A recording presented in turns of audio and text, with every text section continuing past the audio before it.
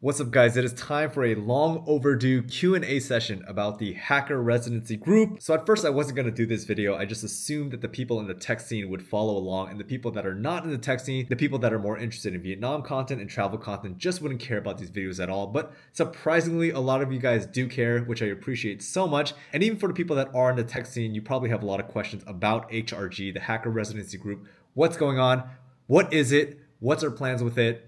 Let's get into it. Obviously, the first question is, what the heck is this program? Scott's Feet says, for us non-code bro viewers, could you give more detail in your next video on what exactly is going on? Are you trying to start a company or something? Catering looked good? It was good. Weather's insane right now. It is insane. Scott Rodden, oh, we got two Scotts, says, another beautiful day with your software crew. I wish you could explain clearly for at least 2 minutes who they are, what they're doing, and why you did this, and no, you're not getting fat. But if you don't be careful, you might wake up with 10 kilos to lose. I'm pretty sure I have like 5 kilos to lose right now. It's just that all my weight just happens to be concentrated out of the frame of the camera. That's why you guys can't see it. So what is this program? This program is called HRG, which stands for Hacker Residency Group. Now in the tech scene, things like incubators and accelerators are more well known, but residencies are not as common. And of course, residencies can't be as common because residencies require you to actually live in the house, and not everyone can do that. So at a very high level, all these programs kind of exist to find, foster, and help out the next generation of tech companies to grow from wherever they are to wherever they want to be. Most of the biggest tech companies you've ever heard of have come out from one of these programs, and it is a part of the tech ecosystem that has existed for decades. Now, specifically for a residency, the idea is to get a bunch of founders to come live in one house together to create a community of like-minded people working on similar things, facing similar problems, and having similar ambitions to create the best possible environment, not only to increase the probability of success, but also to accelerate that success. For this specific program, HRG, we have founders coming from all over the world, whether it's India, South Korea, Denmark, France, UK, San Francisco, Vietnam, and many more countries all over the world. Which leads to the next question. Bowser11 says, so are the people working all in one company or individuals? So there are 10 companies in the residency. Most people are solo founders, so they are individuals. Some of the companies have co-founders, so there's 2 people working on the same company. But for the most part, everybody is working on their own thing. It's not one company, and it's not everybody working on the same project. Nightla Zero says, how long is the program? The program is going to be 1 full month. It started on November 2nd and it is going to end on November 29th. So 1 month minus like 2 days. Joe Wright says, what exactly is your goal for the gathering? What are they doing? And Vesper9943 says, what is the ultimate value of the project? Why did you decide to take the step of organizing such a difficult process? It looks very interesting. So yes, it was a very difficult process, and yes, it was a lot more difficult than we thought it was going to be. And part of the reason we decided to do something difficult is because we didn't know it was going to be this difficult. So I have to rewind a little bit and talk about the tech ecosystem globally, and especially here in Vietnam and here in the city of Da Nang. Now, there's a lot of tech initiatives going on out here in Da Nang. There's a lot of potential for the future, and there's a lot of exciting things to look forward to. But today, in 2025, the tech ecosystem is extremely sparse. Now, I know a lot of you guys are going to argue and say there's so many tech companies here, but most tech companies here are outsourcing companies. And when it comes to the startup scene and entrepreneurship, it really is almost non-existent. Now, it's definitely not because there's a lack of talent. There's really, really smart engineers here. Da Nang is definitely an emerging tech scene, but it definitely hasn't emerged yet. So I was talking with a couple of friends that are tech founders here in Da Nang, as well as founders in Silicon Valley, and we were talking about what we can do in Da Nang to help out the tech scene. Now, this isn't for some like big altruistic nonprofit reason. We were just kind of like, we felt lonely here. We felt like we didn't have that tech community. And we joked around a lot in the past about how we wanted to import tech friends into Da Nang. And the first idea that we had was to start a hacker house. A hacker house is very similar to a residency. It's basically a bunch of friends living in a house together, hacking away, coding, and building. That was the first idea. And then another friend of ours from Silicon Valley came and said, look, hacker houses don't really work, but residencies are awesome. So this friend Travis attended a residency in Silicon Valley called HF0. HF0 is basically like the Mac Daddy of residencies. It's a 3-month-long program, and they have a reputation of spitting out billion-dollar founders like over and over and over again. And Travis is like a really enthusiastic person, and he's really good at getting other people excited about his ideas as well. So we were like, dude, that sounds freaking awesome. We have no idea what you're talking about, but it sounds cool for some reason. Let's do it. But of course, we had to get educated about what exactly is a residency and what makes it different from a hacker house. So we hopped on a call with one of the founders of HF0 to get a download of what exactly is a residency, why hacker houses don't work, advice, and we learned a lot. Now, there were a lot of things that we learned from this call, but for me, the main takeaway was that the key thing about a residency that makes it amazing and that makes it effective is that there are third-party people. You can call them mentors, you can call them hosts, you can call them friends, but regardless, there are these third-party people where their goal for the residency is 100% to focus on the residents themselves and figure out ways to help them, empower them, give them resources, unblock them, and just to help in any way possible. So it seems like Hacker House, Residency, very, very similar, but actually that key component is what makes residencies completely different from Hacker Houses. That's a short version of a really, really, really long backstory. You guys get the gist. Let's get into the details. CP4 says, congrats on the house and idea. Thank you.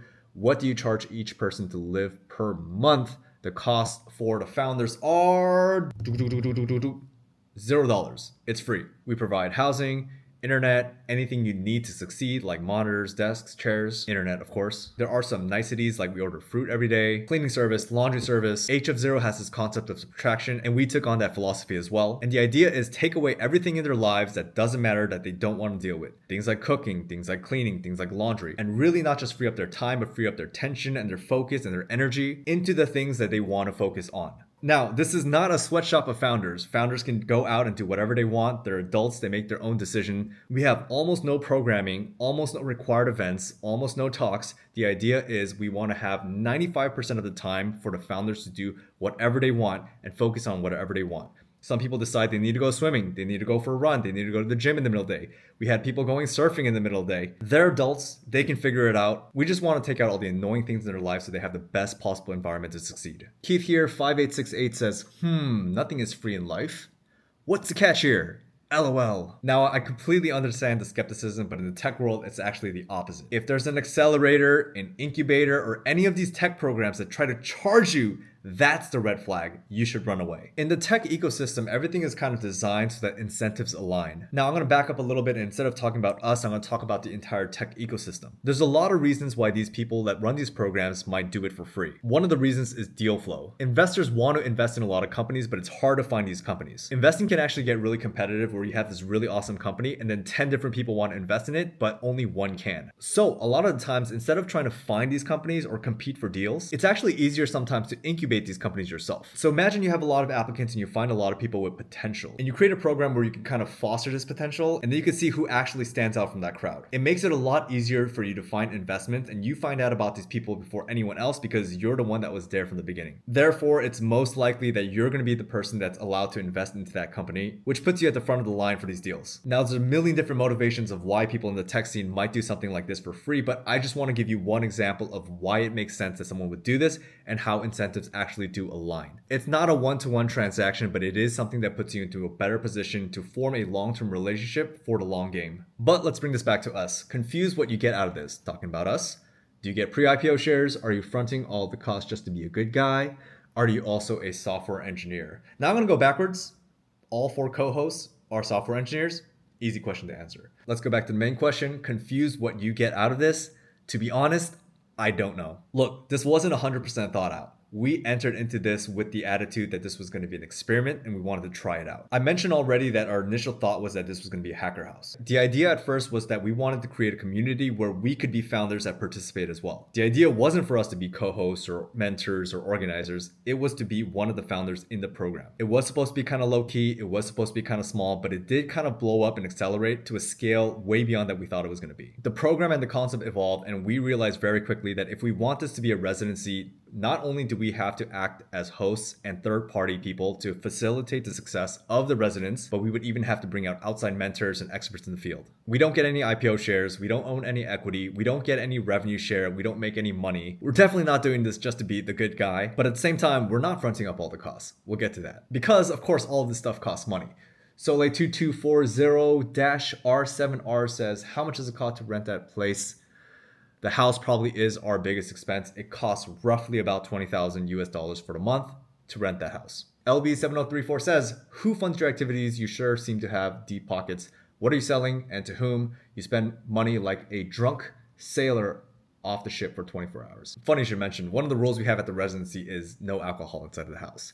But who funds your activities? We do have sponsors. We did start out this program willing to split the cost amongst the 4 co-hosts for the entire program, but as the scale got bigger and bigger, we decided to take on some sponsors. By the way, these are our sponsors. They're not sponsoring the YouTube video, but they're sponsoring the program, which is definitely a lot more money than sponsoring the YouTube video. So I do want to give them a shout out. Thank you so much. We 100% would not have been able to do this without you.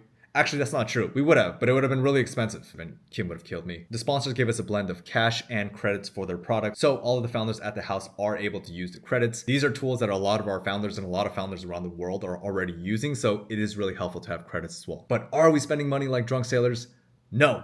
One of the reasons that we did it in Da Nang, aside from the fact that 2 of the 4 co-hosts live in Da Nang, is that the cost of living here is obviously much lower than somewhere out in the West. Obviously, housing is much cheaper, food is much cheaper, but the most important thing is that Da Nang is extremely convenient. Now, when the 4 of us started this program, we've attended other programs, but we've never actually hosted one ourselves. So there were a lot of unknown unknowns, like things that could go wrong that we didn't even know could go wrong. When the program started, there was a lot of things that we did not prepare properly. The main reason we did this program in Da Nang is that in the city, everything is a phone call away. Whether it's catering, monitor rentals, more desks, more power strips, a pescatarian meal, a vegan meal, everything is like one phone call and 15 minutes away. We felt confident doing it in Da Nang because any random problem that pops up, you can solve it very quickly. That was a little bit of a tangent, but what was the question? Oh, you're spending money like drunk sailors. No, if you count all the costs of the housing, the fruit, the staff, cleaning, laundry, catering, delivery, nice thing like fruits and snacks and coffee, the overall cost per person is going to be like less than $2,000. I think we're being very fiscally responsible. Even the house, I get it. It's a sick house. It looks like we're reckless kids just blowing money. But there really isn't a lot of houses in Da Nang that have more than 7 bedrooms, have a big enough living room for 20 people and desks and chairs, and just have enough space in general so that people can spread out and not feel cramped. Believe it or not, out of all of our options, we actually did go with the cheapest option.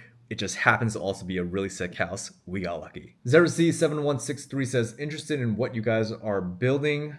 What type of people are you looking for?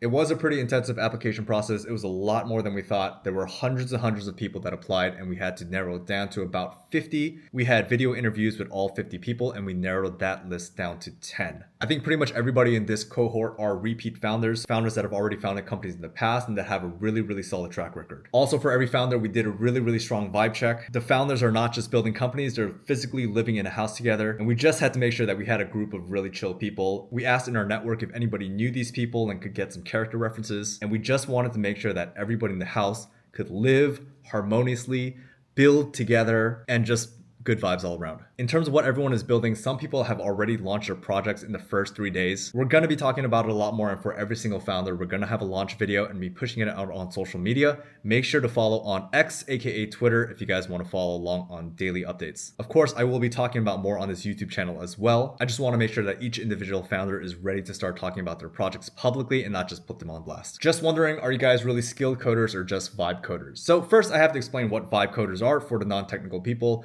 Basically, when AI came out, there's a way that you can leverage AI to code for you. And the way you do this is just by typing, just by talking to it. So instead of writing all this code, you can actually just write, make me a website for selling jewelry. And then AI will just go out and write all the code for you. Now maybe you want to change something, maybe you want to add payment. And then you just type to the AI, add credit card payment into the website. And then it does it for you. Now this sounds amazing, right? Anybody in the world can make apps.